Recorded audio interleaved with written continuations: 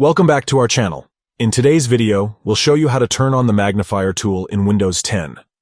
The Magnifier tool can be incredibly helpful for users who require visual assistance or simply want to zoom in on specific parts of their screen. Let's get started. Step 1. To begin, click on the Start button located at the bottom left corner of your screen.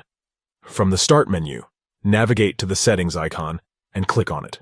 This will open the Windows Settings menu. Step 2. Within the Windows Settings menu, look for the Ease of Access option and click on it. Once you're in the Ease of Access settings, locate and click on the Magnifier option.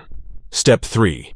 On the right-hand side of the Magnifier settings, you'll find a toggle switch labeled Turn on Magnifier. Switch this toggle to the On position to enable the Magnifier tool. And that's it. You have successfully turned on the Magnifier tool in Windows 10. Now you can easily zoom in on different parts of your screen and make text and images more readable. We hope you found this tutorial helpful. If you have any questions or suggestions for future videos, please let us know in the comments below. Don't forget to like and subscribe for more useful tips and tricks. Thanks for watching.